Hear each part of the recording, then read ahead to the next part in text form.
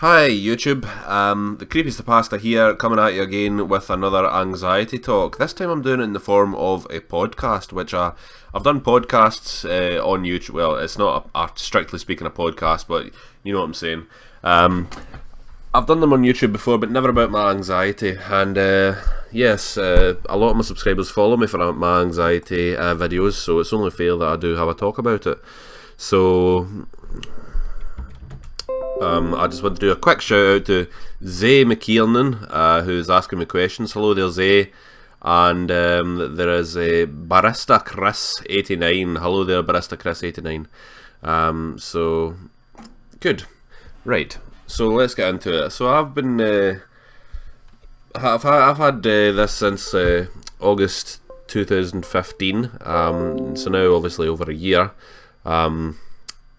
And it's very, very tough, but it does appear to be getting a little bit better for me at the moment because I'm working very, very hard with my CBT therapist and my consultant and my GP and all the help I can get. Basically trying to get as much help as I can for this.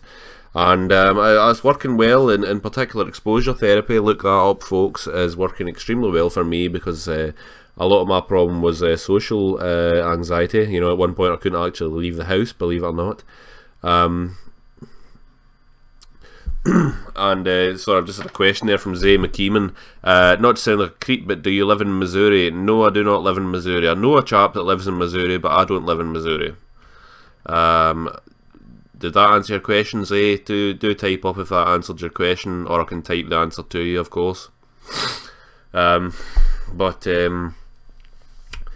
Yeah, so anyway, where was I? So it does seem to be getting a bit better for me. I've been pushing myself really, really hard.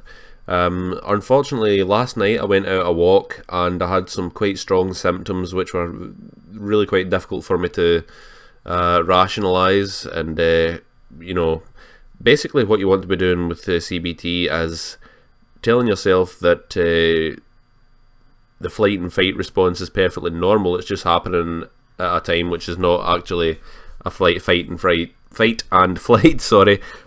time situation. You know, I'm not being chased by a tiger or a lion, but my body is reacting in the same way as if it was being chased by a tiger or a lion or whatever. You know, in an actual dangerous situation.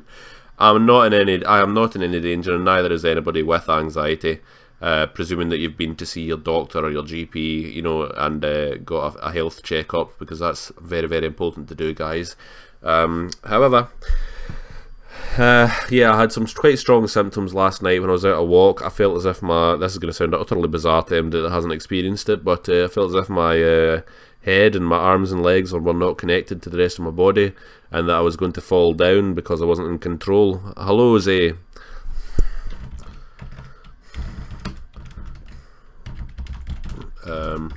But it was a very, very odd sensation. But when I got back to the house, I was able to calm myself down and realise that basically it was just another symptom, which was not a familiar symptom to me, but it was just another symptom of the flight and fight response. Particularly probably because I hadn't actually had much to eat yesterday, you know, slap on the wrist there. And because I went out into the cold, probably as much to do with the fact that my body was trying to regulate my temperature as well. Because that can happen too, I'm told. But it was difficult for me, and more difficult than it's been for me in some time. So that was not too good. But you know, you've always got to bounce back, and you've always got to get it into your head again as quickly as possible that you know, this is a perfectly normal thing. I'm not in any actual danger. I'm not going to fall over. I'm not going to have a heart attack. I'm not going to die. Any of that stuff. But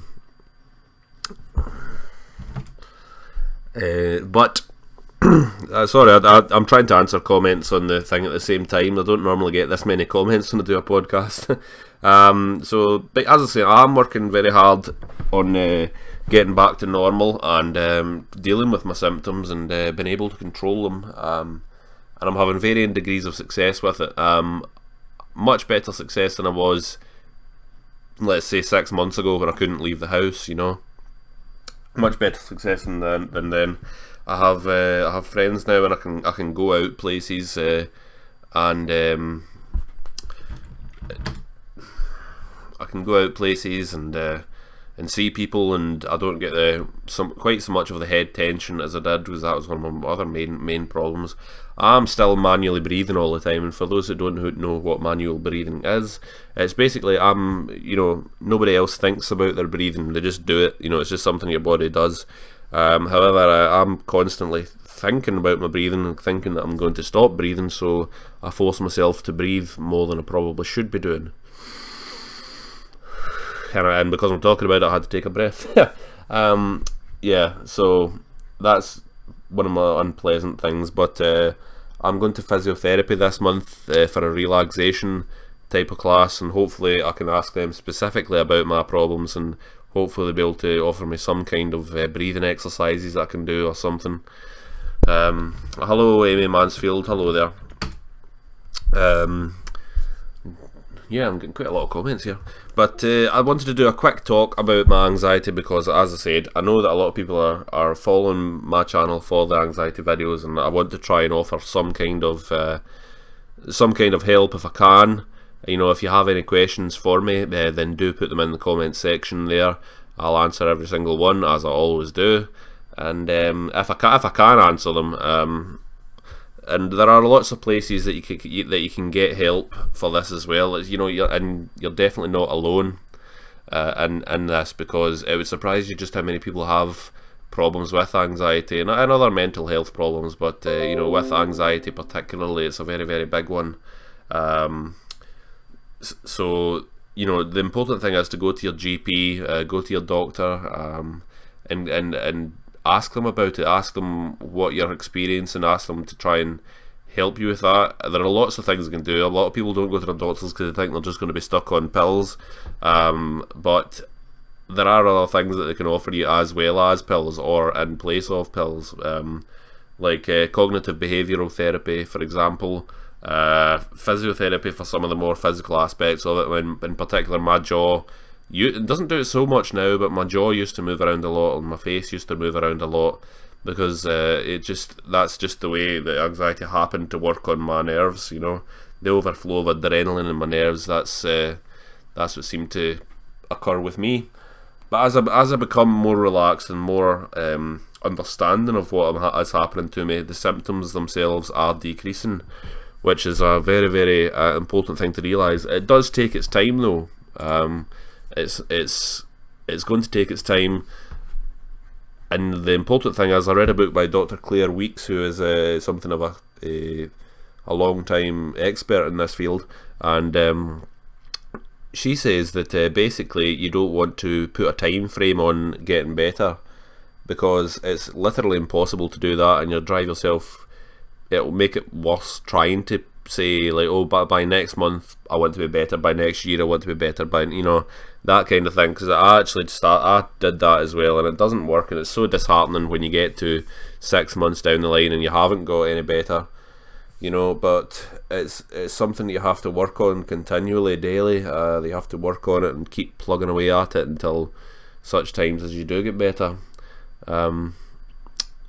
Amy Mansell says, "How dare you podcast without us?" Well, this isn't actually a Pokemon podcast, so I wanted to kind of get, no offense, but I wanted to get my particular thoughts out, just my thoughts out, because I feel like I have to sort of get this stuff off my chest in a way, and doing it on YouTube, that seems like a good way to do it. So yeah, that's what I'm trying to do. Yes, I'm doing this for 9 minutes now. I haven't actually said anything about any particular consequence. It can be. What I'm trying to say to you guys is, it can be difficult for you there. It can be difficult. It's an extremely difficult thing, especially when people around you don't understand it. That can be very, very tough to cope with. When you don't understand it yourself, that's even harder to. In many ways, that's even harder to deal with. But there is help out there, and there are a lot more people in this situation than you would think, and there's a lot of advice that you can get for free. Amy's asking me to tell us your daily routine. Well, okay, Amy. I get up in the morning. I try to get up as early as possible because you're not meant to lie in bed too long and dwell on things. I try to get up as early as when I wake up. Pretty much is what you're supposed to do. And I go downstairs. I get my breakfast, and I have my cereal or whatever I'm having, and I take my pills because I have to take my pills with something in my stomach, and that's the first thing I do. I usually take vitamins as well as the medication which is allocated to me by the doctor, and then it depends what day it is. Generally, I try and have a plan. What you need to do really is have a plan for the day planned out, and try to achieve something every day. Try to expose yourself to more things which scare you every day. In terms of your anxiety, let me explain this. So I had a thing whereby I couldn't go into shops because it would cause me a lot of pain. You know, muscle tension in my head and my neck and my shoulders, and it feels as if like I was curling up like a spider. It was horrible.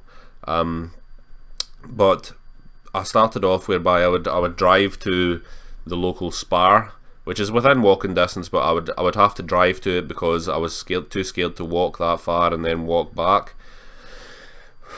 So I kept going to Spar. You know, at first it was once a week or once every 2 weeks at one point actually. To go into the Spar, that was my only outlet for it. And what I would do is go to the Spar, try and stay in there for as long as I could. Generally, in the beginning, I would run in, buy a packet of stickers or whatever it was I was buying, and then run straight back to the car and get home.